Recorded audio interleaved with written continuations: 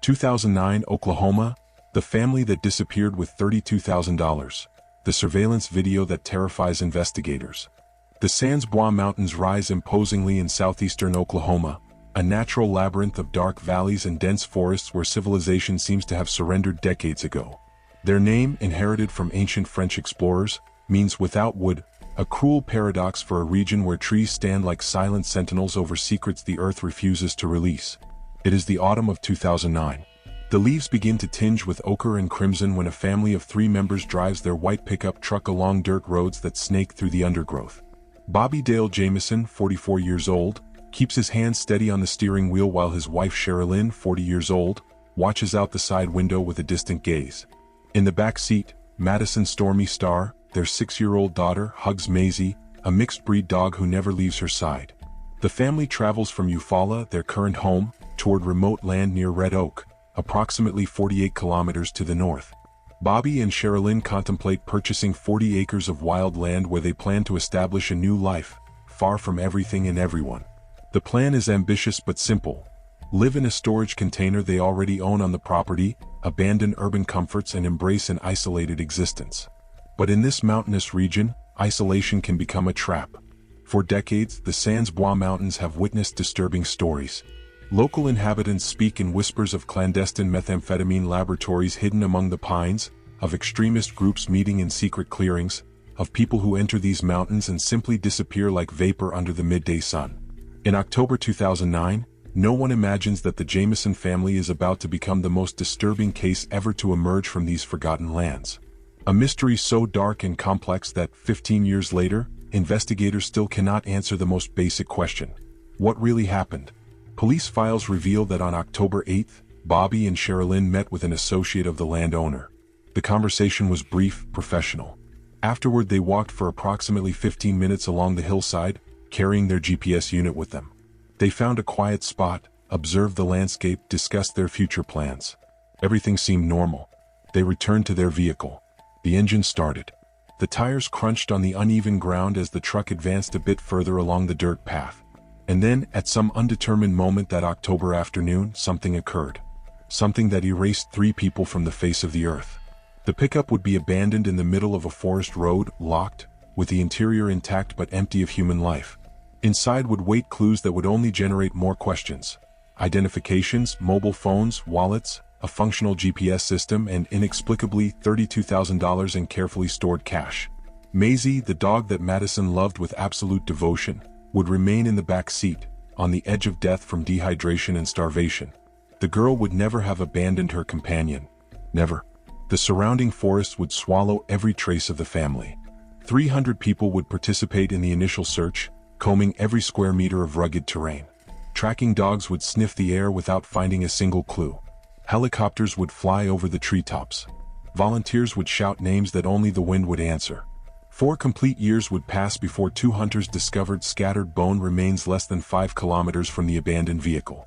4 years of speculation, conspiracy theories, and shattered families demanding answers that no one could provide.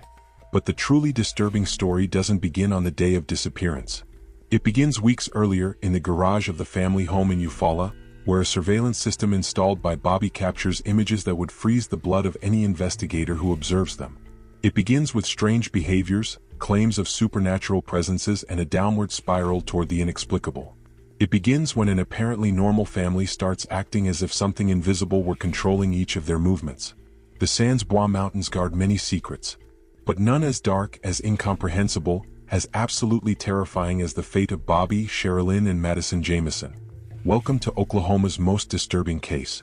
An enigma where every answer generates 3 new questions. A tragedy where reality surpasses any horror fiction. This is the story of the family that disappeared with $32,000. And of the surveillance video that still terrifies those who observe it. To understand what happened in the Sans Bois Mountains, we must go back in time and know who Bobby Dale Jamison, Sherilynn Leanne Jamison, and their little Madyson really were. Because this was not an ordinary family. Their lives were marked by tragedies, conflicts, and circumstances that investigators would consider crucial to unraveling the mystery. Bobby Dale was born in 1965 in the heart of Oklahoma. He was a man of thin build, dark hair, and eyes that transmitted both intelligence and pain. In the year 2003, A devastating automobile accident changed his existence forever. The injuries to his back were so severe that chronic pain became his constant companion.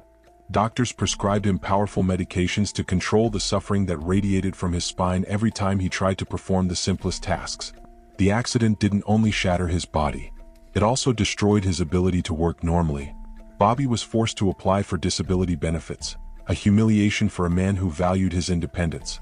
Physical pain intertwined with growing psychological frustration. Medical documents reveal that Bobby struggled against depressive episodes that intensified when the pain became unbearable. Sherilynn Leanne, born in 1969, brought her own demons to the marriage.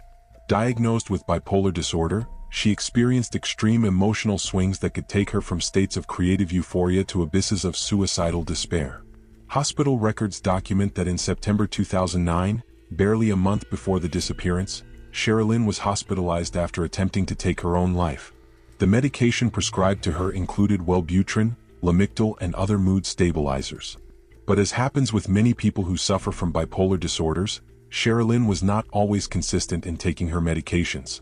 The side effects were intolerable to her. She preferred to face the emotional roller coasters rather than feel numbed by pills. The marriage between Bobby and Sherilynn was tumultuous. Police documents would later reveal an 11-page letter written by Sherilynn, addressed to Bobby. In it, she accused him of being a hermit, of rejecting social interaction, of plunging them into isolation that she found suffocating. The words distilled resentment accumulated during years of difficult coexistence. Before marrying Bobby, Sherilynn had had another marriage from which her son Colton was born. In July 2009, barely 3 months before the tragedy, she lost custody of Colton to her ex-husband. For a mother struggling with mental illnesses, losing her son was a devastating blow. Close friends stated that Sherilynn was shattered, sinking into a depression that no medication seemed capable of alleviating. And then there was Madyson Stormy Star, a 6-year-old girl with blonde hair and bright eyes who loved her dog Maisie more than anything in the world. Her school teachers described her as a sweet but withdrawn child, who often seemed lost in her own thoughts. In the autumn of 2009, her parents withdrew her from school. The official reason was never clear. She simply stopped attending. The family lived in a modest house in Eufaula, Oklahoma, a small community where everyone knows everyone. But the Jamisons didn't socialize with their neighbors. In fact, they actively avoided them. They installed security cameras around their property, an unusual gesture that generated murmurs among local residents. What were they afraid of? Who were they watching? Family finances were precarious. Both Bobby and Sherilynn received disability checks, their only regular source of income. They didn't work. They spent most of their time locked at home.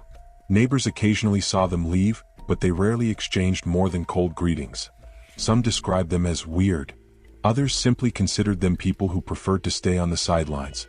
But there was something darker lurking beneath the surface of this isolated family. Bobby had an extraordinarily conflictive relationship with his father, Bob Dean Jamison. In April 2009, 6 months before the disappearance, Bobby filed a protective order against his own father. The legal documents painted a terrifying portrait of Bob Dean, a violent man with criminal connections who had explicitly threatened to murder Bobby, Sherilynn, and Madyson. According to the court petition, in November 2008, Bob Dean deliberately ran over Bobby with his vehicle during a heated argument. Bobby survived, but the injuries aggravated the damage to his back. The threats continued. Bob Dean, who operated a gas station where Bobby occasionally worked without remuneration, was involved in illicit activities. Bobby accused him of links with prostitutes, gangs, and methamphetamine trafficking. The protective order described Bob Dean as an extremely dangerous man who believes he is above the law. Bobby stated that his father had connections with the Mexican mafia, a statement that in the context of rural Oklahoma wasn't as far-fetched as it might seem. The region had seen an increase in drug cartel activity during the 2000s. But family tensions weren't the only source of anguish for the Jamisons. There was another dimension, stranger, more disturbing, that would make them protagonists of one of Oklahoma's most disturbing stories: the paranormal dimension. Months before their disappearance, Bobby sought counsel from his pastor, Gary Brandon. In a private conversation that the pastor would later share with authorities, Bobby confessed something extraordinary. He believed his house was infested with evil spirits. It wasn't a vague sensation. Bobby categorically claimed that between 2 and 4 ghosts inhabited the roof of his dwelling. Sherilynn shared these beliefs. In fact, she fed them. Close acquaintances revealed that Sherilynn had purchased a satanic Bible. When questioned, she claimed it was a joke, something bought out of curiosity without serious intentions. But Bobby confessed to Pastor Brandon that he had read the book. He had studied it. And things in the house began to worsen after that. Bobby asked Pastor Brandon if there existed special bullets that could be used in an exorcism. The question left the pastor bewildered and deeply concerned. Special bullets? To combat what exactly? Bobby never specified, but his tone conveyed genuine terror. In the storage container the Jamisons owned on the property they were contemplating purchasing, Sherilynn had written strange messages with spray paint. One of them said, "3 cats killed to date by people in this area. Witches don't like it when their black cats are killed." Another message warned about poisonings and invisible threats.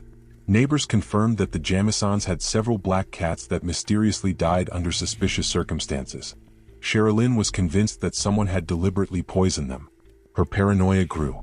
She began to see malignant patterns in everyday events. Every nocturnal sound was a threat.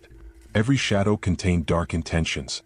Friends who visited the Jamison house in the months prior to disappearance reported disturbing experiences. One of them described having felt an oppressive presence, as if something invisible observed every movement. Another claimed to have heard incomprehensible whispers when no one else was speaking. Even family members who initially dismissed Bobby and Sherilynn's claims as products of mental illnesses admitted having experienced inexplicable phenomena within those walls. In August 2009, a month before the tragedy, something else happened that would increase tension to unsustainable levels. A handyman named Kenneth Bellows had been living temporarily with the Jamisons, helping with home repairs. One day during a casual conversation, Bellows revealed his white supremacist beliefs. When he discovered that Sherilynn had Native American ancestry, Bellows confronted her aggressively. The argument escalated quickly. Witnesses reported screaming, racial insults and threats. Sherilynn, enraged and terrified, took her .22 caliber pistol. She fired at the ground, inches from Bellows' feet. Then she pointed the weapon directly at him and ordered him to leave the property immediately. Bellows left. But before departing he launched veiled warnings. He insinuated that he had connections, that Sherilynn had made a grave mistake by humiliating him that way. Weeks later, a friend of Sherilynn's would receive an anonymous phone call from a woman claiming to belong to a white supremacist group. The woman described a book with names of people marked to be eliminated. Among those names supposedly were Bobby and Sherilynn Jamison. The call could never be fully verified. It could have been a cruel joke, or it could have been a real warning. By October 2009, the Jamison family lived in a state of absolute paranoia. They believed evil spirits stalked them. They knew Bobby's father represented a mortal threat. They suspected extremist groups might be watching them. And now they contemplated abandoning everything to live isolated on 40 acres of wild land in the Sans Bois Mountains. It was a desperate escape, a flight toward the unknown driven by fears both rational and supernatural. And it would be their last decision as a living family. October 8, 2009 dawned like any other day in Eufaula, Oklahoma. The sky presented that pale blue characteristic of autumn, and a gentle breeze dragged dry leaves through the quiet streets. But for the Jamison family, this Thursday would mark the beginning of something that would defy all logic and rationality. The security cameras installed around the Jamison residence began recording at approximately 8 in the morning. What they captured during the following hours would become one of the most disturbing pieces of evidence that investigators would ever examine. The video shows Bobby and Sherilynn moving between the house and their white pickup truck parked in the garage. They go back and forth, again and again and again. Subsequent analyses counted approximately 20 complete trips between the interior of the dwelling and the vehicle. But what makes this footage absolutely chilling isn't the quantity of trips, but the manner in which the couple behaves. They move in absolute silence. They don't speak to each other. They don't look at each other.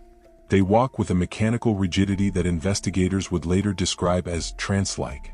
Their movements lack the natural fluidity we would expect in people performing a routine task like packing a vehicle. Instead, they seem like automatons following invisible instructions. Bobby exits the house carrying an object. He walks to the truck. He deposits it. He returns with empty hands. He repeats the process. Sherilynn does exactly the same, but at slightly different moments. They never synchronize. They never exchange words. In several segments of the video, one of them simply stops in the middle of the path, motionless, staring into space for 30 or 40 seconds before continuing. Nikki Chenault, Sherilynn's close friend, would see this video months later during the investigation. Her words before investigation discovery cameras were disturbing. They didn't seem like themselves. It was like watching marionettes, as if something were moving them from above. But there's another detail that Sherilynn mentioned that adds an additional layer of mystery to the footage. At certain moments in the video, a third figure briefly appears. A man in a brown shirt that many investigators initially assumed was Bobby changing clothes. However, Sherilynn insists on something different. She claims that if you carefully observe the driver's side window of the truck at the exact moment when Bobby, dressed in his white shirt, enters the vehicle, you can see a white flash that illuminates the interior, as if someone in white clothing had sat there. Seconds later, the man in the brown shirt appears walking toward the truck. It's not Bobby, Sherilynn insists. If Bobby is inside the vehicle, who is the man in the brown shirt? Authorities never officially confirmed the presence of a third person. The video is of relatively low quality, recorded by economical home security cameras. Pixels blur. Shadows deceive. But the possibility that someone else was there that morning, watching, waiting, perhaps even directing the family's actions, remains as an unanswered question. At approximately 11 in the morning, the truck finally leaves the property. Bobby drives. Sherilynn sits in the passenger seat. Madyson is in the back with Maisie curled up beside her. They carry with them an inexplicable amount of cash, $32,000 stored in a bag. Where did that money come from? Bobby and Sherilynn lived exclusively on disability checks that totaled less than $1,500 monthly. They had no jobs. They hadn't inherited fortunes. They hadn't won lotteries. Bank records showed no unusual withdrawals. The money simply appeared. Some investigators speculated it could be savings accumulated over years. Others suggested something darker, payments related to illegal activities, perhaps as informants against drug trafficking operations in the region.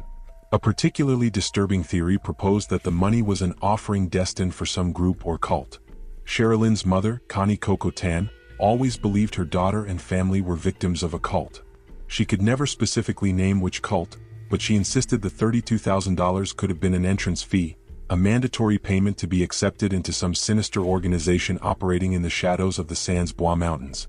The trip from Eufaula to Red Oak took approximately 1 hour along secondary roads that snaked between agricultural fields and increasingly dense forests.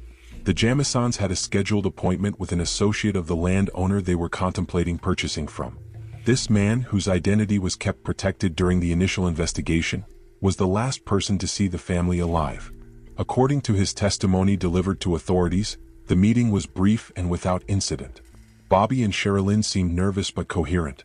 They asked questions about property boundaries, about water access, about local regulations for building dwellings. Madyson remained in the truck during the conversation, playing with Maisie. The associate noted that Bobby looked emaciated, with deep circles under his eyes and a hunched posture suggesting constant physical pain. Sherilynn, on the other hand, seemed distracted, as if her mind were elsewhere while her mouth formulated automatic questions. But nothing in their behavior suggested imminent danger. After the meeting, around 1 in the afternoon, the witness saw the family get back into their truck. Bobby started the engine. The tires raised dust as the vehicle advanced along the dirt road toward the interior of the property. The associate returned to his own vehicle and left.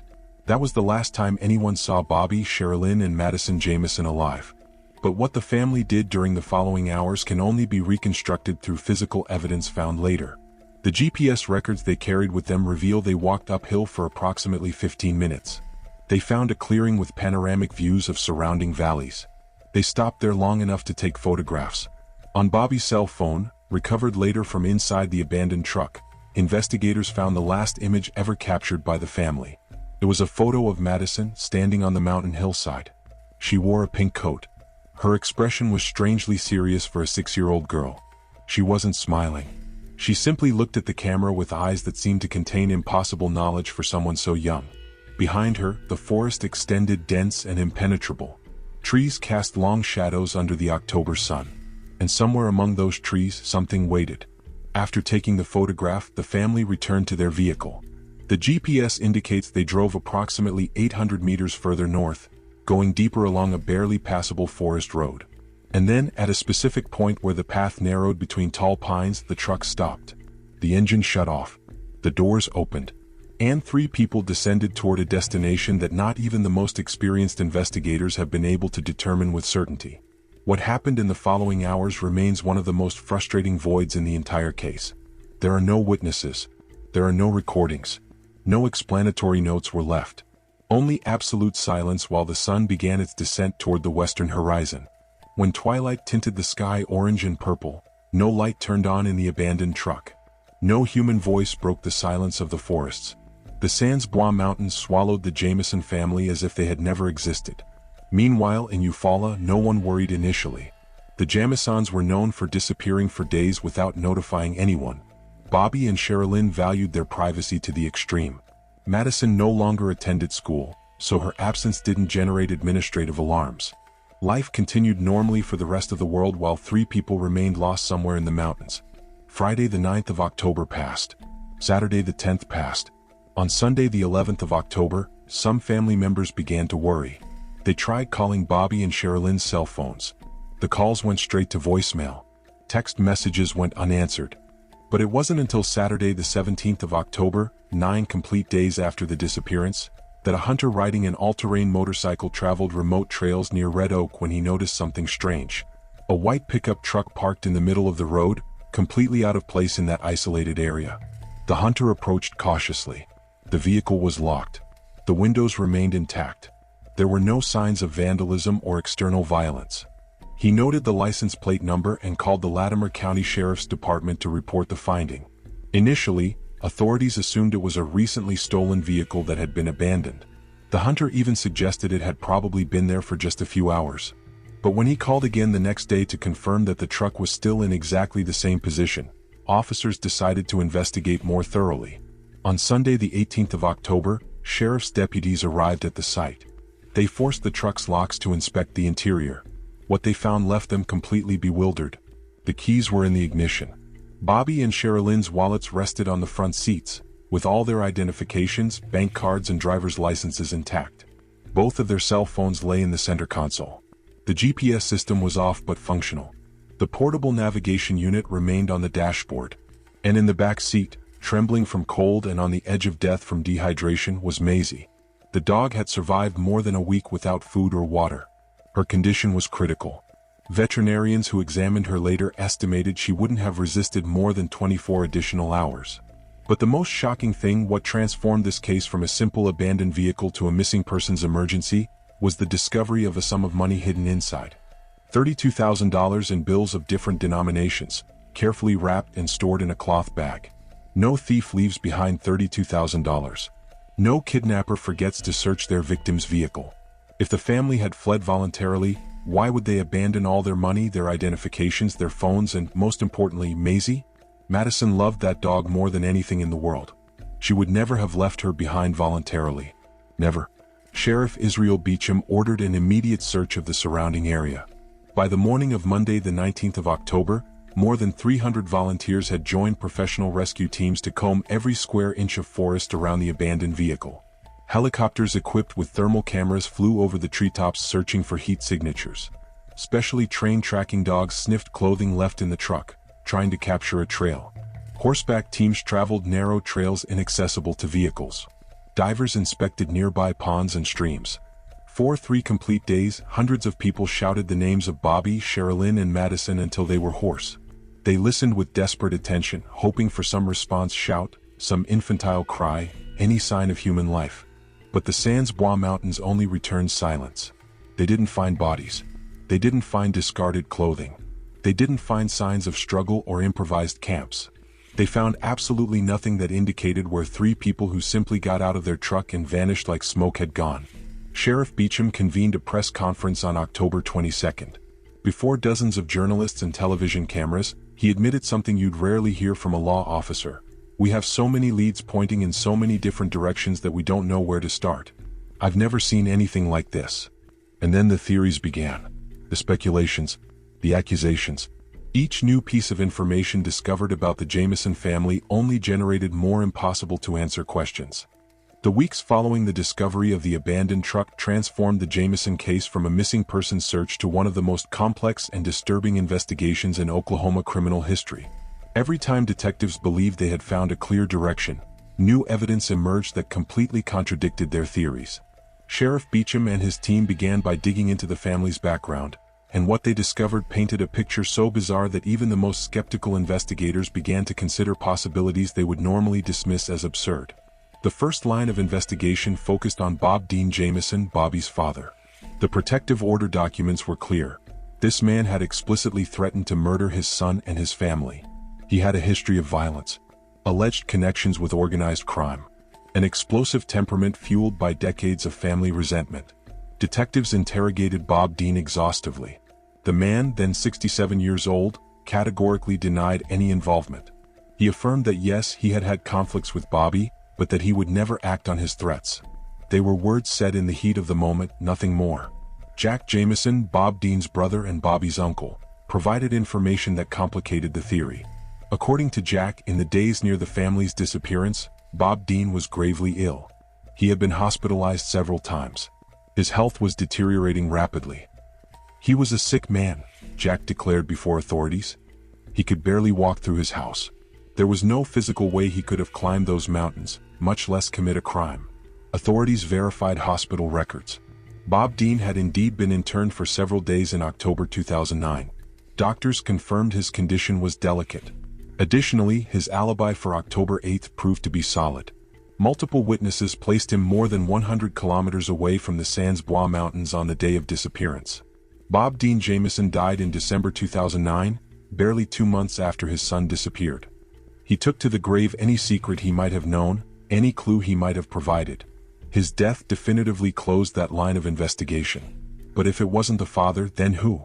Attention shifted toward Kenneth Bellows, the handyman with white supremacist beliefs that Sherilynn had expelled from her house at gunpoint in August. Investigators located him quickly and subjected him to intensive interrogations. Bellows admitted to the incident. He confirmed that Sherilynn had shot near his feet. He acknowledged they had argued heatedly about her Native American heritage. But he presented an alibi that detectives could verify. On October 8, he was working at a construction site more than 200 kilometers away, surrounded by witnesses who confirmed his presence throughout the day. However, the white supremacist group theory didn't disappear completely. Nikki Chenault, Sherilynn's friend who had been actively searching for the family, received that anonymous phone call that mentioned a book with names of people marked for elimination. The woman on the other side of the line claimed to have belonged to a supremacist organization and to have seen Bobby and Sherilynn's names on that list. Was it credible? The caller provided some details that weren't public knowledge, suggesting she indeed knew something. But she never identified herself. She never called again. And authorities could never trace the origin of the communication. Chenault shared this information with detectives, who investigated known extremist groups operating in Oklahoma. They discovered that several supremacist groups had active cells in the region during those years. Some had been linked to unsolved disappearances and homicides. But no physical evidence directly connected these groups to the Jamisons. The next theory that gained traction was even darker: drug trafficking. The Sans Bois Mountains were notorious for harboring clandestine methamphetamine laboratories. The production and distribution of this drug had turned parts of rural Oklahoma into dangerous zones controlled by ruthless criminal organizations. Bobby had reported to authorities about a methamphetamine laboratory operating near his neighborhood barely months before disappearing. Was that denunciation his death sentence? Drug traffickers don't forgive informants. If Bobby had seen too much, if he had spoken to the wrong people, he and his family could have been eliminated as a warning to others. This theory would explain the $32,000. Some investigators speculated that Bobby and Sherilynn might have been involved in the drug business, that the money represented sales profits or a scheduled payment. The surveillance video, with its trance-like movements, could indicate they were under the influence of methamphetamine when they packed the truck. However, when detectives meticulously searched the Jamison residence in Eufaula, they found no evidence of drug consumption or production. There was no paraphernalia. There were no chemical residues. Toxicological tests performed on personal objects also revealed no traces of methamphetamine or other illegal substances. Sheriff Beecham publicly dismissed the drug theory, declaring, "We have investigated exhaustively and there is absolutely nothing suggesting this family was involved in narcotics." Then a possibility emerged that froze the blood of everyone involved in the investigation. What if the family never left those mountains alive because someone was waiting for them? Forensic analyses of the terrain revealed something disturbing. At approximately 2 kilometers from the point where the truck was found, investigators discovered evidence of recent human activity: extinguished campfires, empty food cans, cigarette wrappers. Someone had camped in that area during the same time period of the disappearance. Illegal occupants? Poachers? Or something much more sinister? The Sans Bois Mountains attracted all types of people who preferred to avoid conventional society. Individuals who lived completely off the grid, without documents, without fixed addresses, surviving on what they could hunt or steal. Some were harmless, others dangerously unstable. The Mountain Man theory gained popularity in internet forums and true crime television programs. It proposed that the Jamison family simply had the bad luck of encountering a violent individual who lived hidden in the forests. Perhaps he intercepted them while walking. Perhaps he forced them to accompany him to a remote location. Perhaps he murdered them and hid the bodies in some cave or ravine that search teams never found. But this theory had significant holes. Why would a criminal leave $32,000 untouched in the truck? Why wouldn't he steal the cell phones, the identifications, anything of value? And if he indeed killed them, where were the bodies? Pastor Gary Brandon, who had counseled Bobby about his paranormal experiences, offered a completely different interpretation. In subsequent interviews, Brandon suggested that supernatural forces might have been involved. He vividly remembered Bobby's confessions about the ghosts on his roof. He remembered the desperation in his voice when he asked about special bullets for exorcisms. Brandon genuinely believed the Jamison family was being tormented by malignant entities, and that finally, those entities had led them to their destruction. It wasn't Bobby speaking, Brandon would say years later. It was as if something had taken control of him. His eyes, there was something different in his eyes. Close friends who had performed spiritualist sessions with Sherilynn shared similar opinions. One of them described how Sherilynn took these sessions with disturbing seriousness, as if she really believed she was contacting the afterlife. After a particularly intense session, Sherilynn confessed to her that she had seen dark figures in her house, shadows that moved with their own intention. The messages written by Sherilynn on the storage container added weight to these paranormal claims. Witches don't like it when their black cats are killed. Was this a warning? A threat? Or simply the words of a mentally unstable woman? Connie Cocotan, Sherilynn's mother, never doubted what had happened. From day one, she insisted her daughter and family had been victims of a cult. She appeared on television programs, gave interviews to newspapers, pleaded with anyone who would listen to investigate occult organizations operating in Oklahoma. Sherilynn told me about strange people who contacted her, Connie declared. They talked about rituals, about sacrifices. She was scared. I told her to stay away from those people, but I think it was already too late. The cult theory would explain the $32,000 as a ritual offering. It would explain why the family took Madyson, a 6-year-old girl, to such a remote location. It would explain the strange behaviors captured in the surveillance video. If they were under the influence of brainwashing or psychological coercion, their trance-like movements would make perfect sense. But without concrete evidence of such a cult's existence, without witnesses who could identify members or meeting locations, this theory remained in the realm of speculation. And then there was the most painful theory, the one no family member wanted to consider but that investigators couldn't ignore: murder-suicide. The 11-page letter written by Sherilynn to Bobby revealed deep marital resentment. She accused him of having isolated them from the world. She blamed him for her unhappiness. The words distilled emotional poison accumulated during years. Detectives discovered additional evidence of extreme marital tension. Arguments documented by neighbors. Noise complaints from nighttime fights. Sherilynn's suicide attempt in September, barely a month before the disappearance. Was it possible that Bobby, immersed in chronic pain, facing legal demands, pursued by paranoia and mental problems, had decided to end it all? That he drove his family to the mountains, took them to a remote place and executed a family death pact? The theory had a certain terrible logic. It would explain why they left everything behind, because they knew they wouldn't return. It would explain why they took Madyson, because in the twisted mind of someone contemplating murder-suicide, you don't leave your daughter to face the world alone. But there were significant problems with this hypothesis. No weapon was found in the truck or in the surrounding area. Sherilynn's .22 caliber pistol, legally registered in her name, was never recovered. And if Bobby had planned to murder his family and then commit suicide, why leave $32,000 in the vehicle? For whom? Additionally, close acquaintances insisted that despite all their problems, Bobby and Sherilynn deeply loved Madyson. They were good parents, Connie Cocotan repeated again and again. They would never harm that girl. Never. While theories multiplied and investigations reached dead ends after dead ends, the Sans Bois Mountains kept silent. Months became a year. The year became 2. then 3. The active search was eventually suspended. Police resources were redirected to other cases. Volunteers returned to their normal lives. The media found new tragedies to cover. But Bobby and Sherilynn's families never stopped searching. They never stopped asking questions. They never stopped demanding answers. And somewhere in those endless forests, 3 bodies lay hidden, waiting to be discovered. Waiting to finally reveal the truth about what horror had taken hold of the Jamison family on that October day. The truth would arrive. But when it finally emerged, it would generate even more questions than it would answer. November 16, 2013. 4 years, 1 month and 8 days after the Jamison family disappeared without a trace.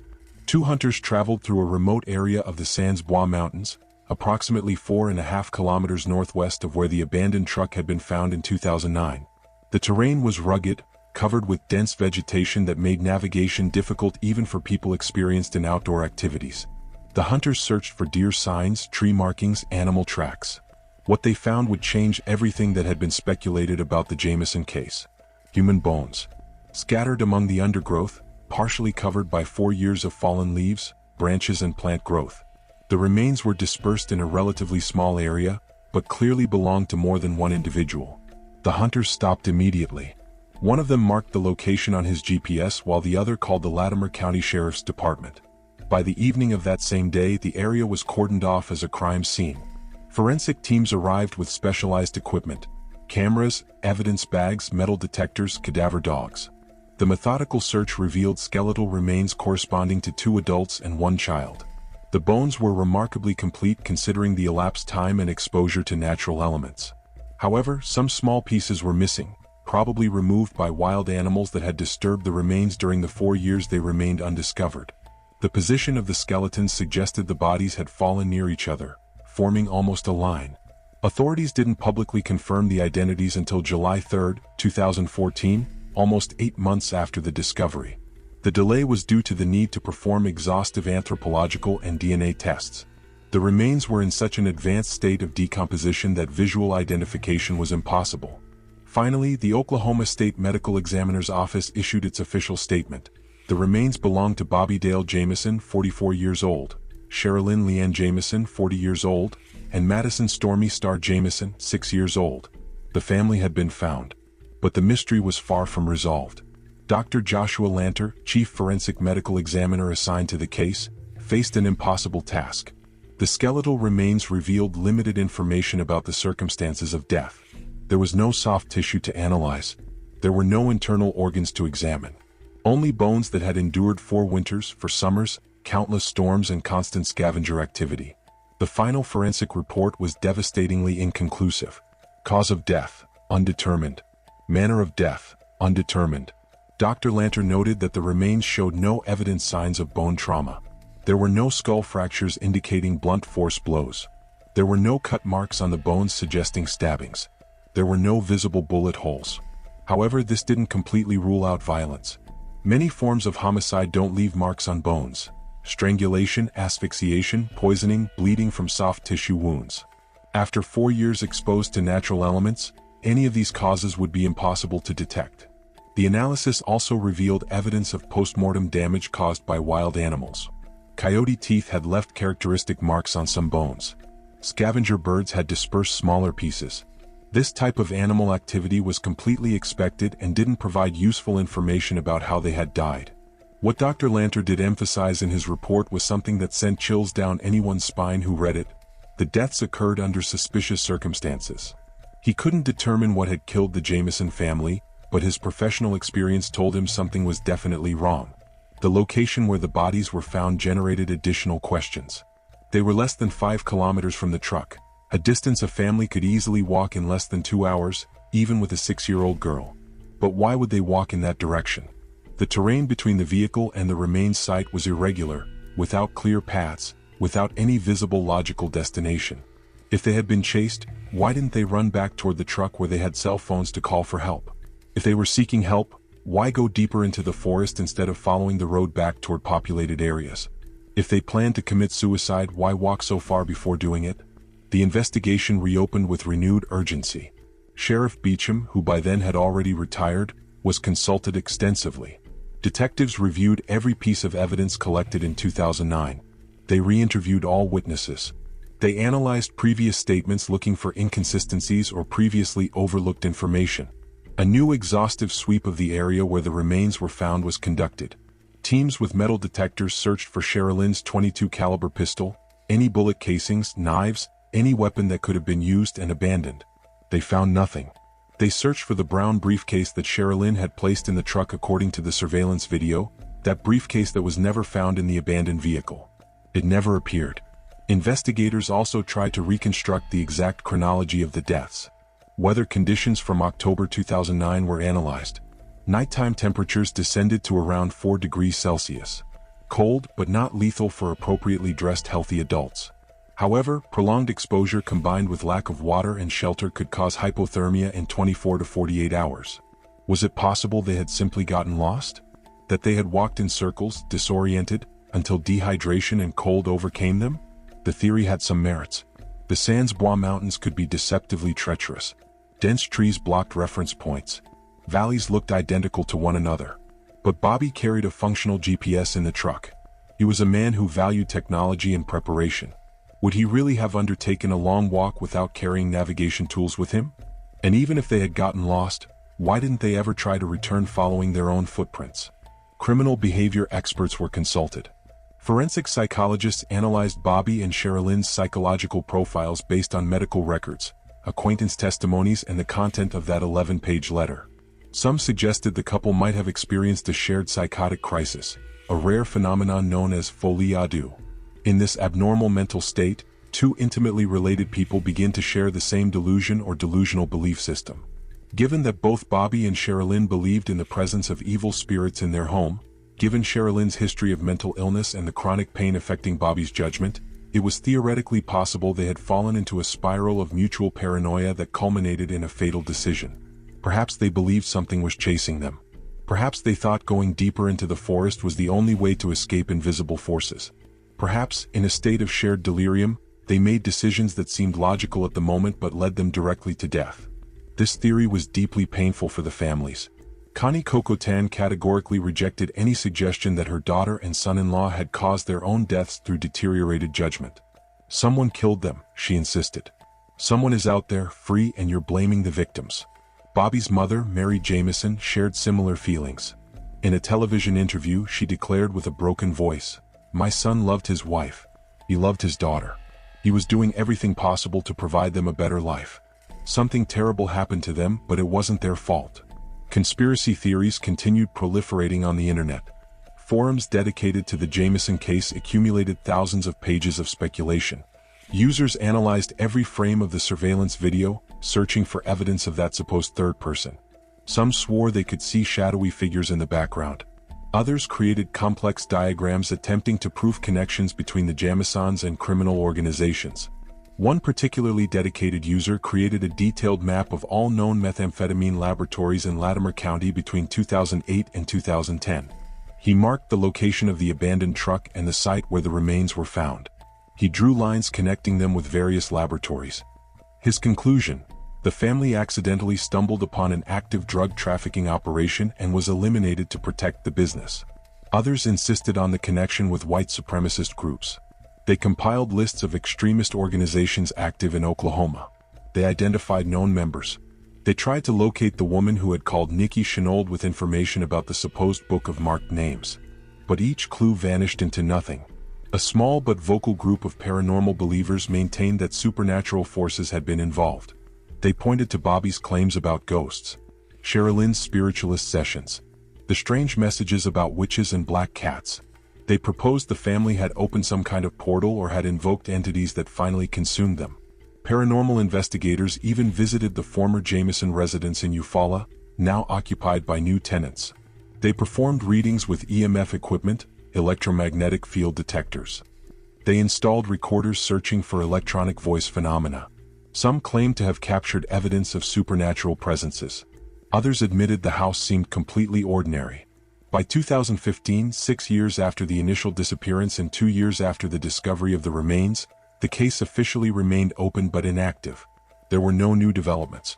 No additional witnesses emerged. Physical evidence had been analyzed to exhaustion without producing definitive answers. The current Latimer County Sheriff issued a public statement acknowledging everyone's frustration. "We have followed every lead. We have explored every theory.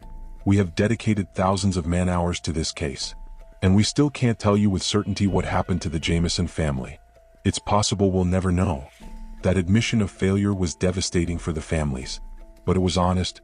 Sometimes, even with all modern forensic technology, with dedicated teams of investigators, with nearly unlimited resources, some mysteries simply cannot be solved. The $32,000 found in the truck were eventually delivered to legal heirs after years of legal proceedings. The money provided no comfort. It only reminded that something inexplicable had happened, something that justified that extraordinary amount of cash.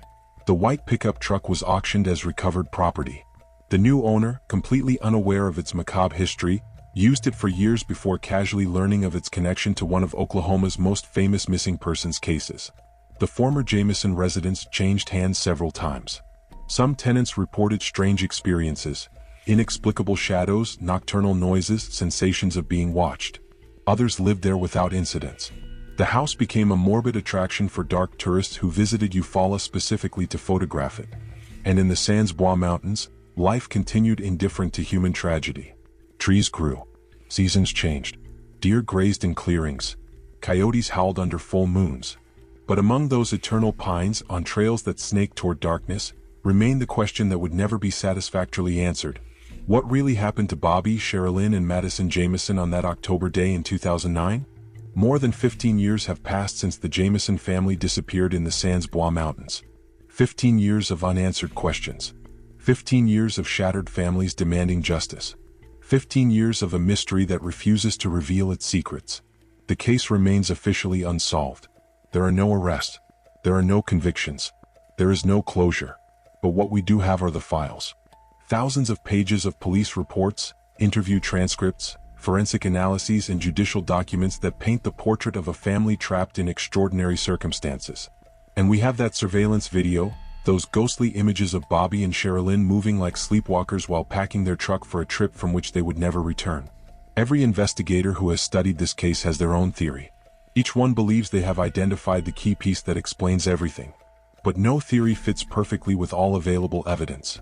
If Bob Dean Jamison killed his son and his family, how did he do it while being gravely ill and with verifiable alibis? If it was white supremacist groups, why is there absolutely no physical evidence of their participation? If they stumbled upon drug traffickers, why did the criminals leave $32,000 untouched? And if it was murder-suicide, where is the weapon? How do we explain the trance-like movements in the video? Why would a family contemplating death carefully pack their truck with belongings they know they won't need? The true horror of the Jamison case doesn't lie in the bones found in the forest. It lies in the impossibility of understanding what chain of events led those bones to be there.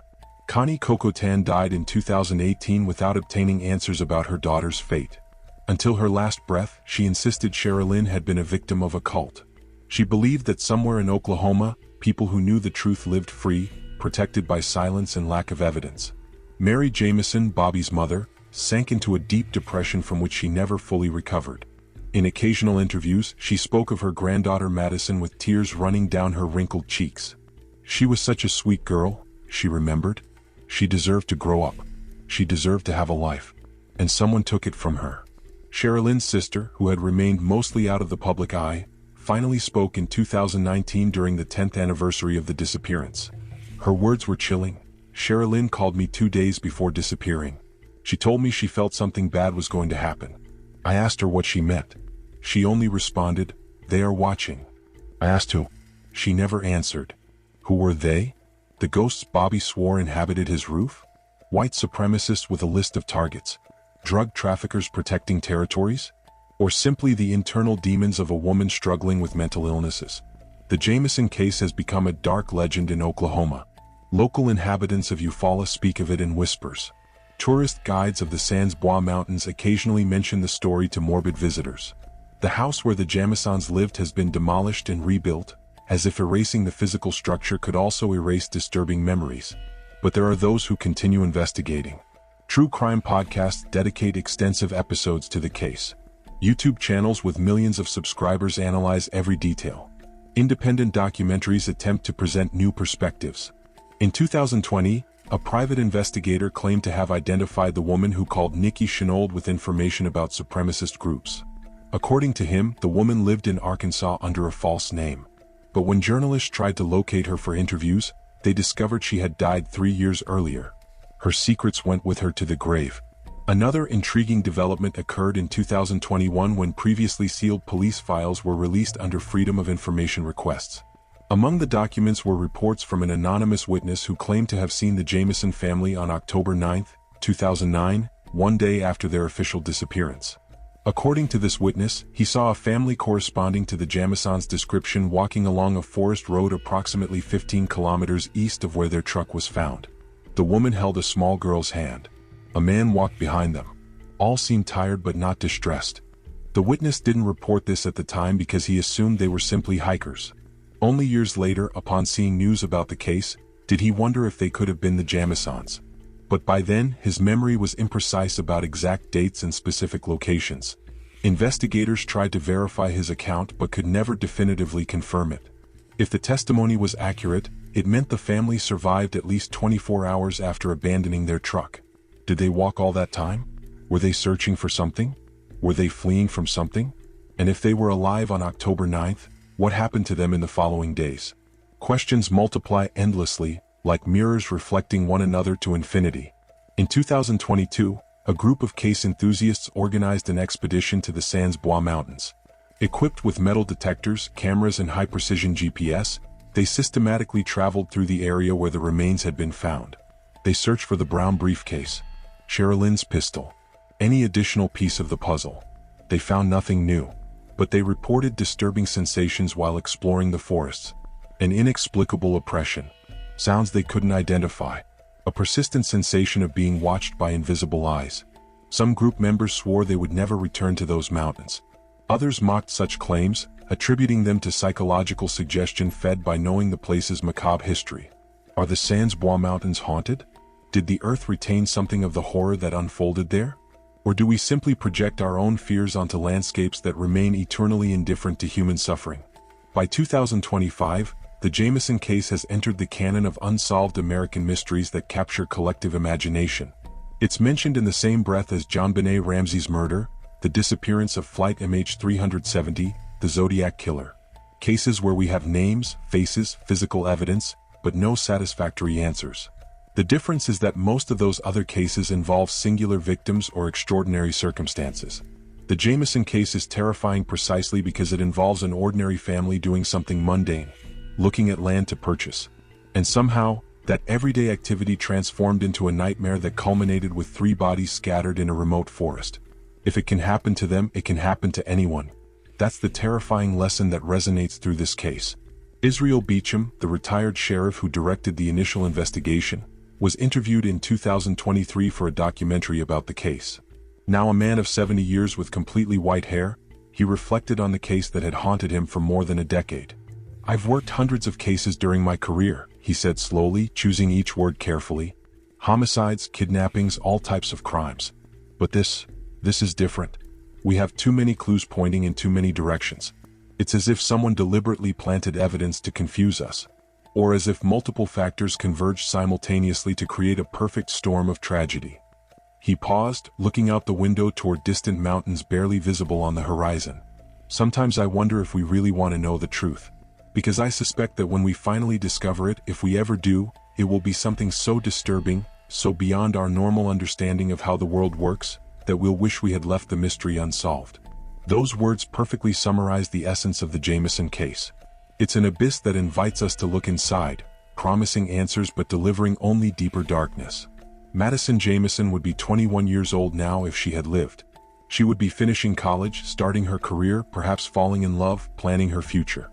Instead, her remains lie in a family grave in a quiet Oklahoma cemetery, under a headstone that reads, "An angel too special for earth." Bobby and Sherilynn are buried beside her. Separated in life by conflicts and illnesses, united in death by a mystery no one can solve. Each year, on the anniversary of their disappearance, people who never knew the Jamison family visit their graves. They leave flowers. They light candles. They leave handwritten notes asking what happened, expressing solidarity, promising not to forget. Because although we don't have answers, we have memory. And as long as we remember Bobby, Sherilynn, and Madyson, as long as we keep their case alive in public consciousness, there exists a small possibility that someday, someone, somewhere, will reveal the secret that has remained hidden for so long. Perhaps a deathbed confession. Perhaps documents discovered in a dusty attic. Perhaps previously unprocessed DNA evidence. Perhaps simply a stroke of investigative luck. Or perhaps we'll never know.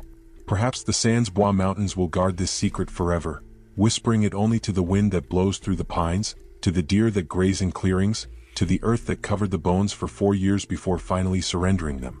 The surveillance video continues to exist in police files. Those images of Bobby and Sherilynn moving in their inexplicable trance, packing for a journey with no return.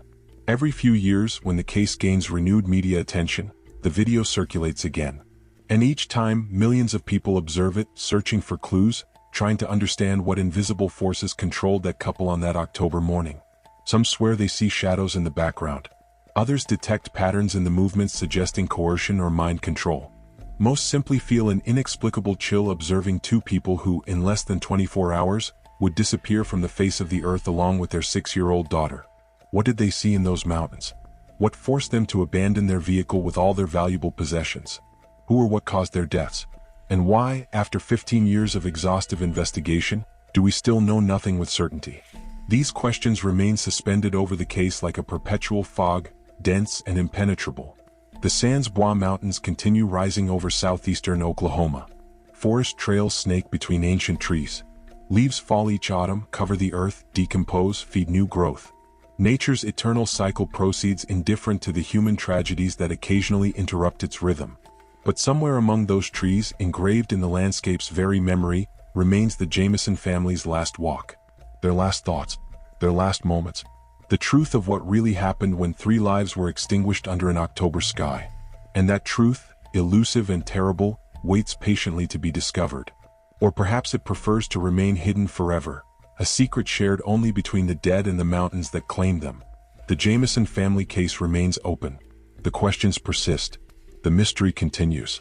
And on quiet nights in Eufaula, when wind blows from the Sans Bois Mountains, some inhabitants swear they can hear distant echoes. Voices carried by the air. A family calling from the void, asking to be found, begging to be remembered.